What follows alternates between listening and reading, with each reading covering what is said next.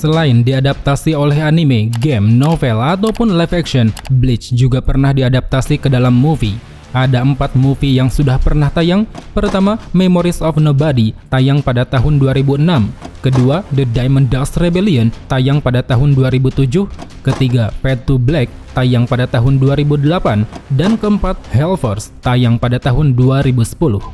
Memang sudah sangat lama, karena itulah saya yakin masih ada dari kalian yang belum nonton keempat movie ini.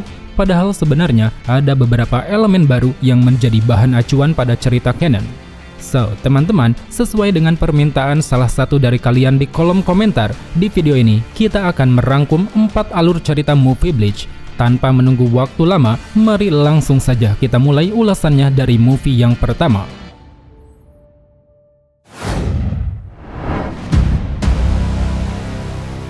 Memories of Nobody. Movie ini diawali dengan keresahan para Shinigami akan adanya suatu kejanggalan, di mana saat itu muncul sebuah portal dimensi di dalam Dangai yang membuat dunia manusia terlihat di atas langit Soul Society. Bersamaan dengan itu, kejanggalan ternyata juga terjadi di dunia manusia. Terlihat di tengah Ichigo dan Rukia menjalankan misi, mereka mendapati gerombolan makhluk roh berwarna putih. Dan hal itu pun disertai dengan adanya seorang Shinigami wanita asing yang saat itu langsung membasmi makhluk-makhluk putih tersebut. Atas adanya 2 kejanggalan itulah, Ichigo bersama perwakilan Gotei 13 yaitu Hitsugaya dan Rangiku kemudian mendatangi kediaman Urahara. Di sana Urahara menjelaskan bahwa munculnya portal dimensi di dalam Dangai disebabkan oleh meluasnya Kyogoku alias lembah jeritan. Diketahui, Kyogoku adalah dimensi yang tercipta dari jiwa-jiwa tersesat di dalam Dangai, mau itu jiwa yang keluar dari siklus maupun jiwa yang terjebak di sana. Mereka semua akan berkumpul hingga membentuk sebuah dimensi kantong ruang. Karena itulah tidak heran Kyogoku memiliki jumlah cukup banyak di mana mereka tersebar di sekitar luar Dangai dengan ukuran yang berbeda-beda. Sementara itu, untuk makhluk putih yang sempat Ichigo lihat, namanya adalah Blanks, yaitu perwujudan ingatan dari jiwa-jiwa yang terjebak di dalam Dangai tadi. Sama seperti jiwanya yang membentuk Kyogoku, para ingatan ini dapat bergabung untuk membentuk satu eksistensi baru. Namanya adalah Shinenju, di mana nantinya Shinenju akan kembali ke dunia manusia untuk mengulang proses transmigrasi menuju Soul Society.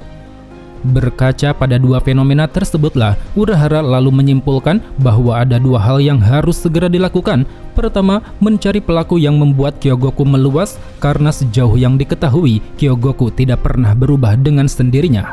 Dan kedua, mencari Shinenju di dunia manusia, karena jika sampai Shinenju ditemukan oleh pelaku, maka mereka bisa menggunakan kekuatannya untuk menyatukan Soul Society dan dunia manusia secara paksa. Setelah semuanya mengikuti instruksi Urahara, Ichigo yang ditugaskan mencari Shinenju lalu kembali bertemu dengan Shinigami wanita asing, yang mana diketahui Shinigami tersebut bernama Sena, dan di sana dia pun mengaku bahwa dirinya tidak ingat berasal dari divisi berapa. Terlepas dari ketidaktahuannya itu, dari sini Sena tampak menunjukkan antusiasnya untuk membantu Ichigo menemukan Shinenju. Namun seiring pencarian dilakukan, Sena selalu menunjukkan gelagat yang aneh. Setiap kali dia mengunjungi tempat baru, kepalanya selalu pusing dan sekilas teringat akan kenangan masa lalunya semasa hidup. Mendapati kejanggalan ini, di suatu malam Ichigo kemudian melapor pada Urahara.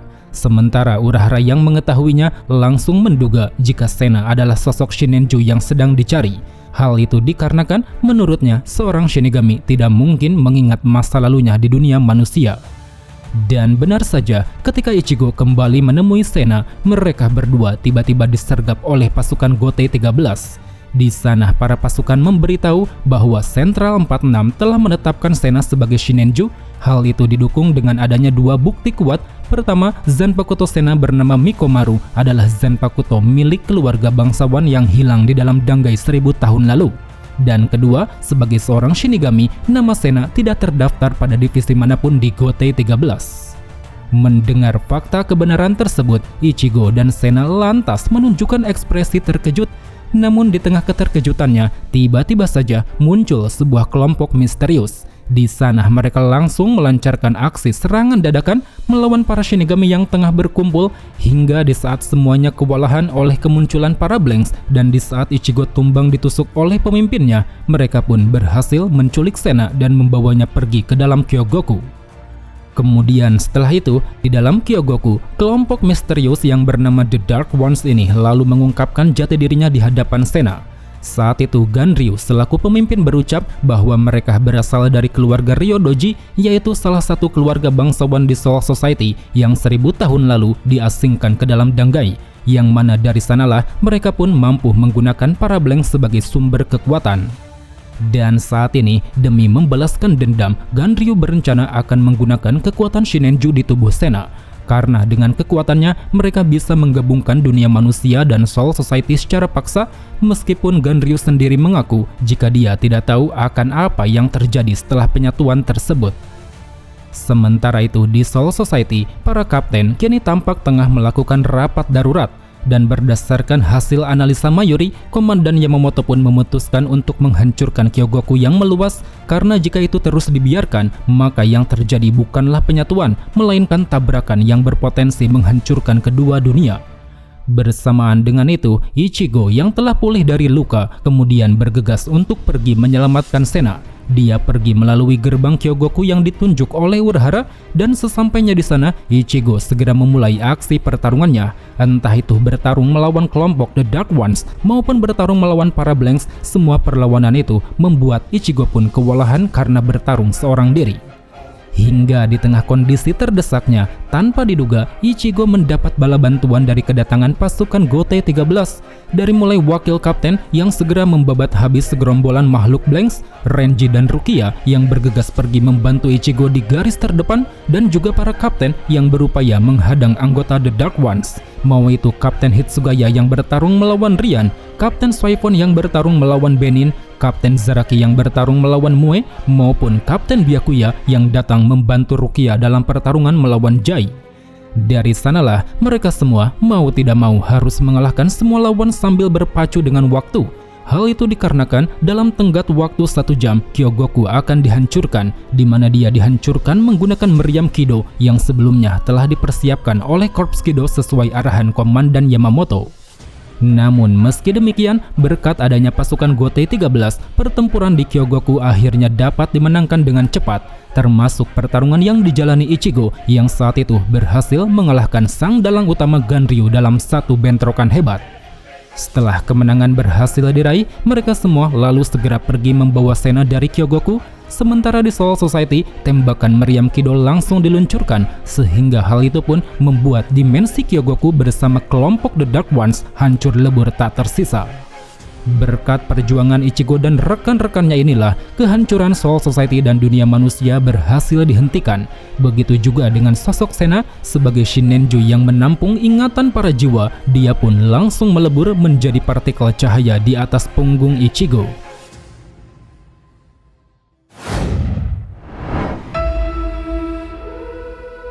The Diamond Dust Rebellion. Movie kedua ini diawali dengan adanya sebuah misi penting yang tengah dijalankan oleh pasukan Divisi 10. Misinya adalah menjaga prosesi khusus yang biasa dilakukan salah satu keluarga kerajaan, di mana setiap 1 dekade keluarga ini akan selalu memindahkan lokasi harta berharganya bernama Pusaka Oin. Diketahui Pusaka Oin memiliki kekuatan yang sangat luar biasa. Siapapun yang memilikinya, dia akan mampu mengendalikan ruang dimensi, berteleportasi, hingga mampu mengembalikan bagian tubuh yang terluka ke waktu semula. Namun naas, ketika prosesi berlangsung, keluarga kerajaan tiba-tiba mendapat serangan kejut dari 3 orang pelaku. Akibatnya, Pusaka Oin yang dijaga pun langsung menghilang. Bahkan yang lebih parahnya lagi, saat itu Hitsugaya yang bergegas mengejar para pelaku malah ikut menghilang tanpa meninggalkan jejak sedikit pun. Atas insiden tersebutlah, pada saat rapat para kapten, Komandan Yamamoto menyampaikan bahwa semua anggota Divisi 10 dinyatakan bersalah, baik itu pejabat kursi yang akan mendapat hukuman tahanan karena gagal menjalankan tugas, maupun Hitsugaya yang akan dicopot dari jabatannya karena menghilang tanpa kabar seolah ingin berkhianat.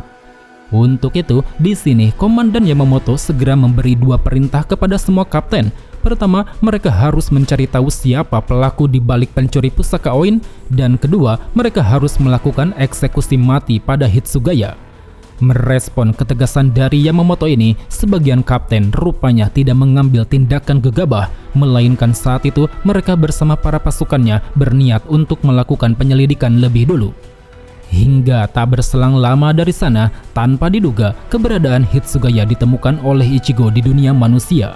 Saat itu setelah terbangun dari kondisi pingsan, Hitsugaya tampak menunjukkan gelagat yang aneh. Entah apa alasannya, tapi yang jelas dia langsung kabur dari kediaman Ichigo seolah ingin menyembunyikan sesuatu. Dari sanalah kita pun akhirnya ditunjukkan dengan POV Hitsugaya. Jadi ternyata dia berniat ingin mencari pelaku seorang diri. Hal itu dikarenakan pelaku tersebut adalah teman masa lalunya di Akademi Shino yang bernama Sojiro Kusaka. Diceritakan pada masa itu, Hitsugaya dan Kusaka memiliki hubungan layaknya rival, di mana mereka saling bersaing, berlatih, dan mendukung satu sama lain untuk menjadi lebih kuat.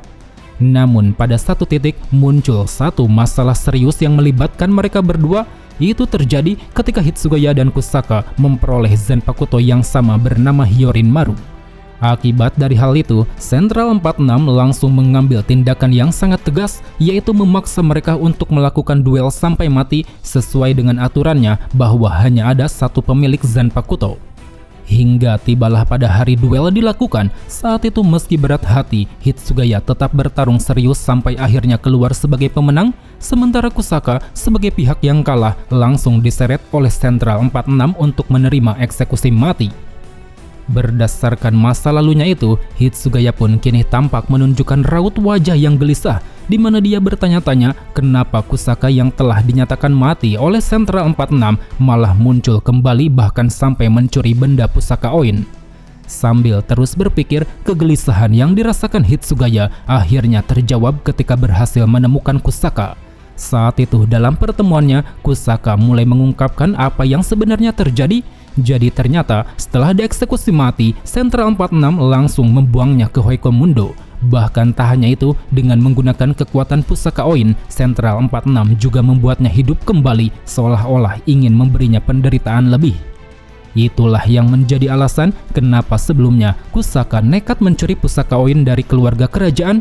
Dia yang tahu kekuatan benda tersebut berniat ingin melakukan aksi balas dendam. Terlebih dia ingin mengajak Hitsugaya karena mereka sama-sama pernah merasakan kejamnya hukum di Soul Society. Mendengar ajakan tersebut, Hitsugaya hanya terdiam seolah menunjukkan keraguan, sementara Kusaka dia langsung menunjukkan kehebatan pusaka Oin, di mana saat itu dia berteleportasi dan membawa Hitsugaya ke Soul Society untuk segera membalaskan dendamnya. Bersamaan dengan kemunculan ini, alarm peringatan di Soul Society pun seketika berbunyi. Dengan sigap, baik kapten maupun wakil kapten langsung menuju ke tempat musuh berada. Pada awalnya, sebagian pasukan langsung melancarkan aksi serangan pada Hitsugaya. Namun tak berselang lama, muncul Ichigo yang melerai pertarungan, di mana dia berkata bahwa seharusnya mereka memberi Hitsugaya kesempatan untuk menjelaskan apa yang sedang terjadi. Dari sanalah Hitsugaya akhirnya memberitahu semua orang bahwa ini adalah masalah pribadi. Terlihat sambil menunjukkan tekadnya yang kuat, dia pun memilih untuk menghadapi Kusaka seorang diri tanpa melibatkan pasukan Gotei maupun jabatannya sebagai kapten. Namun meski begitu, sesaat Hitsugaya bertarung sendirian, pasukan Gotei ternyata ikut membantu melawan Kusaka. Karena pada saat itu, dengan kekuatan pusaka Oin, Kusaka mampu bertambah semakin kuat, bahkan pada puncaknya, dia sampai mampu memanggil berbagai macam hollow, dari mulai hollow yang terlemah sampai hollow yang terkuat seperti Menos Grande. Alhasil, pertempuran besar lantas terjadi di atas tanah Soul Society. Dengan kombinasi apik dari pasukan Gotei ditambah bantuan Ichigo, mereka semua akhirnya mampu membasmi para hollow, dan hal itu pun membuatnya mampu menghantarkan Hitsugaya untuk melakukan duel penentu melawan Kusaka. Pada duel akhir ini, Hitsugaya dan Kusaka seolah mengulang kembali tragedi kelam di masa lalu. Dengan menggunakan Zanpakuto yang sama, mereka berdua saling melancarkan serangan esnya masing-masing, yang mana pada akhirnya Hitsugaya kembali keluar sebagai pemenang, di mana dia sanggup menusuk dan membunuh Kusaka untuk selamanya. Kemenangan yang berhasil diraih Hitsugaya ini tentu menjadi penanda bahwa tugasnya melindungi pusaka Oin telah dijalankan, sehingga hal itu pun membuatnya kini kembali menjabat sebagai Kapten Divisi 10.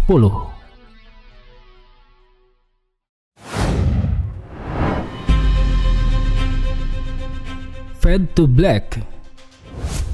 Movie ini menceritakan tentang hilangnya Rukia dalam ingatan semua orang, yang mana hal itu disebabkan oleh adanya dua sosok villain utama bernama Homura dan Shizuku. Masalahnya sendiri bermula ketika Homura dan Shizuku melakukan aksi penyerangan terhadap Mayuri di lab penelitian. Entah kemampuan apa yang mereka gunakan, tapi saat itu mereka berhasil membuat Mayuri hilang ingatan dan hilang kendali, di mana dia menyerang semua orang di sana, sampai akhirnya akibat kebocoran Reishi, Mayuri pun secara tidak sengaja menghancurkan sepertiga area Soul Society. Di tengah kekacauan ini, Rukia yang hendak membantu pasukan Gotei tiba-tiba saja didatangi oleh Homura dan Shizuku.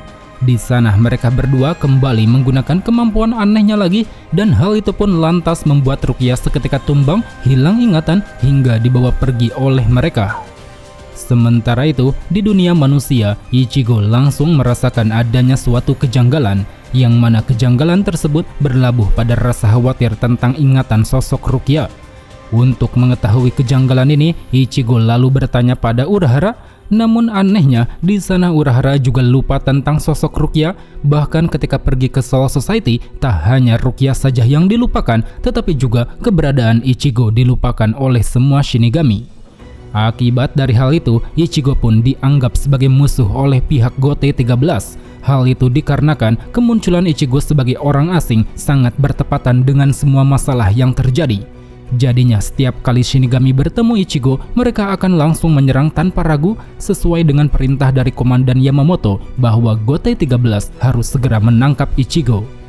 Akan tetapi, meski begitu, sambil kabur-kaburan di Soul Society, Ichigo terus berusaha meyakinkan mereka semua. Namun sayang, tepat ketika Ichigo berhasil meyakinkan Renji, keduanya saat itu malah mendapat kepungan dari pasukan Gotei. Beruntung di tengah kepungan ini muncul Kisuke Urahara dengan mengenakan seragam Kapten Shinigami. Di sana setelah menyuruh Ichigo dan Renji mencari Rukia, Urahara lalu menjelaskan pada semua kapten. Dia menyampaikan bahwa apa yang dikatakan Ichigo semuanya benar, karena pada waktu dulu dirinya sempat meneliti seekor Hollow dengan kemampuan serupa, yang mana Hollow tersebut memiliki senjata sabit yang bisa menghapus keberadaan seseorang. Itulah yang menjadi alasan kenapa semua Shinigami tidak bisa mengingat keberadaan Rukia.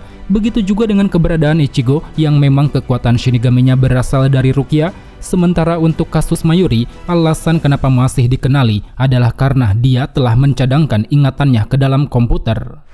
Bersamaan dengan terungkapnya masalah ini, dua pelaku di balik kekacauan Soul Society yaitu Homura dan Shizuku akhirnya muncul di hadapan Ichigo dan Renji.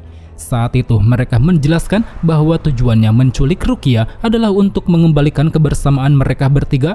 Hal itu dikarenakan baik Rukia, Homura maupun Shizuku sempat menjalin ikatan semasa tinggal di Rukongai, yang mana pada akhirnya ikatan itu pun harus pudar oleh seorang Shinigami yang mengamuk. Maka dari itu, kini sebelum ingatan Rukia bisa pulih, Homura dan Shizuku berniat akan membasmi semua Shinigami. Dengan melepaskan kemampuan holofikasi, Homura lalu menyatukan diri bersama Shizuku dan Rukia, yang mana imbas dari penyatuan ini pun tercipta satu individu kuat dengan penampilan menyerupai Rukia. Dalam wujud penyatuannya, Homura selaku pengendali tanpa ragu mulai menciptakan kekacauan di Soul Society.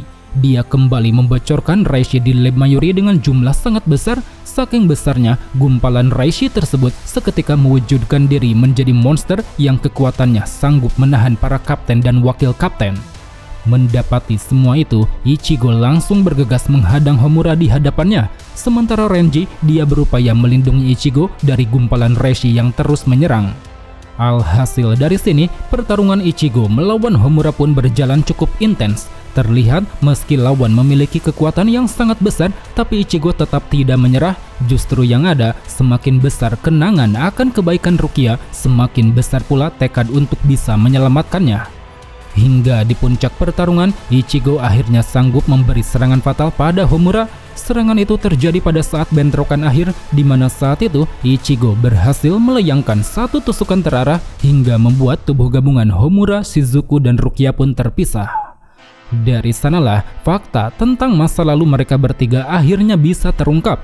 Jadi ternyata Shinigami yang menyerang mereka di masa lalu telah dirasuki oleh Hollow yang bisa menghapus keberadaan seseorang. Dan saat itu, demi menyelamatkan Rukia, Homura bersama Shizuku segera menggunakan kemampuan teleportasi di mana mereka memindahkan Hollow tersebut ke dalam tubuh dan juga tanpa sadar memindahkan diri mereka sendiri ke Hueco-Mundo. Jadi tidak heran selama ini Rukia tidak mengenal siapa Homura dan Shizuku. Padahal sebenarnya mereka berdua telah berjuang untuk bertahan hidup di Hueco-Mundo sampai akhirnya ketika menguasai kekuatan Hollow tersebut, mereka pun kembali ke Soul Society untuk bisa bersama Rukia lagi. Mendengar semua fakta ini, Rukia lantas terkejut dan tersentuh. Tapi apa daya, kini di hadapannya Homura dan Shizuku sedang sekarat. Terlihat sambil menghembuskan nafas terakhir, keduanya pun berucap bahwa saat ini mereka sangat senang karena Rukia kembali mengingat kebersamaan mereka di masa lalu.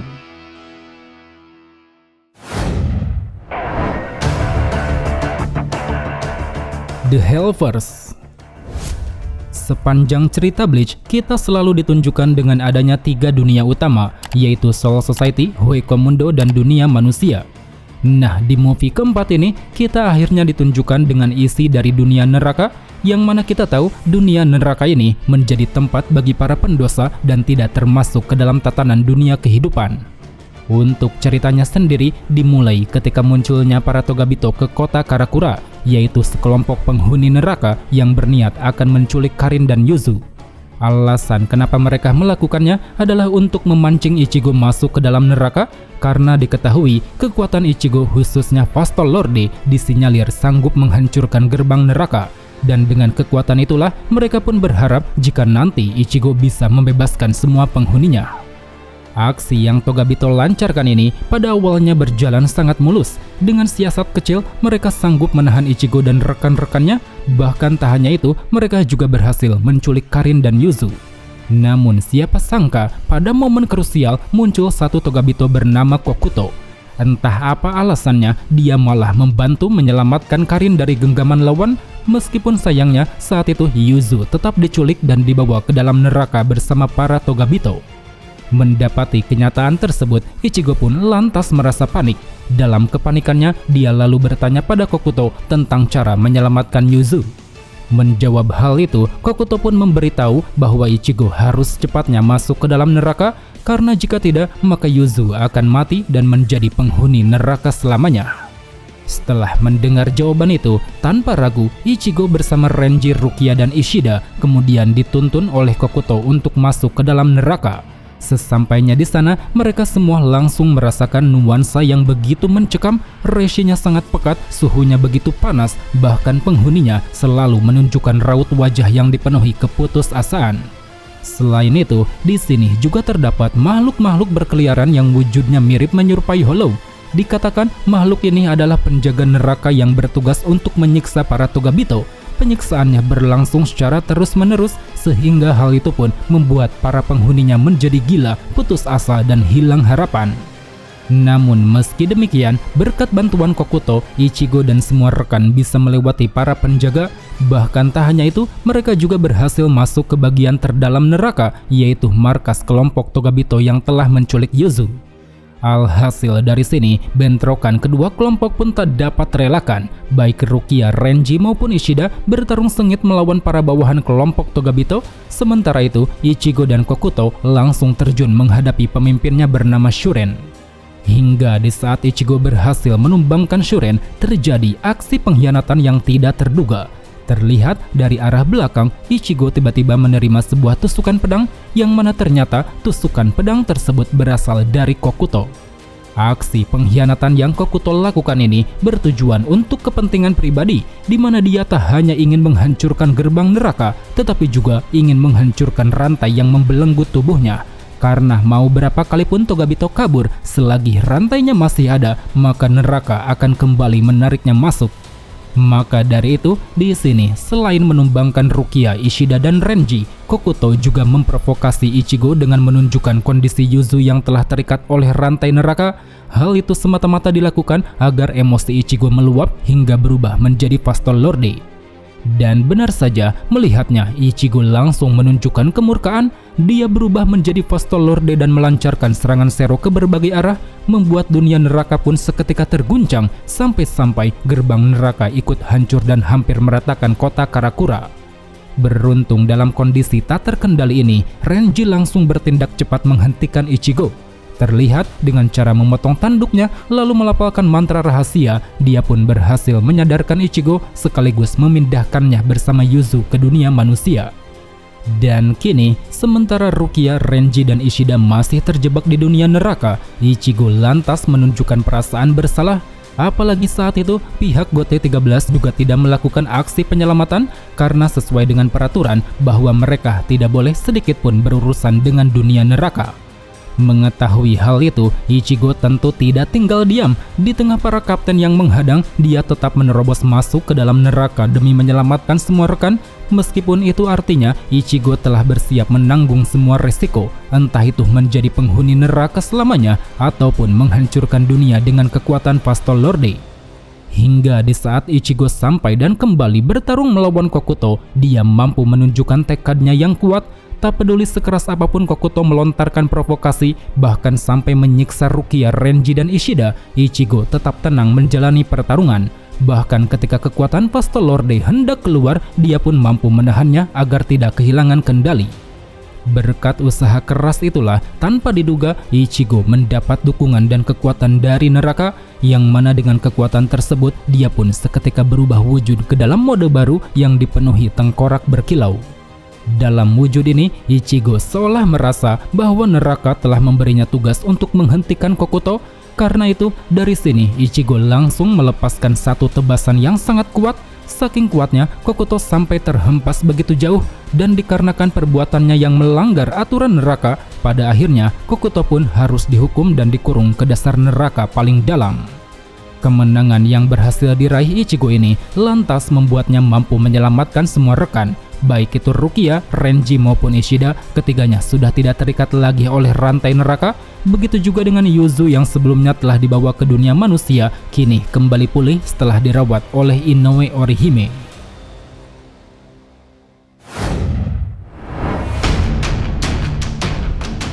Well, teman-teman, mungkin cukup sampai di sini saja untuk ulasan di video kali ini. Dari keempat movie tadi, manakah yang menjadi favorit kalian? Tulis jawabannya di kolom komentar. So, sampai jumpa di video selanjutnya. Salam Bleach Lovers.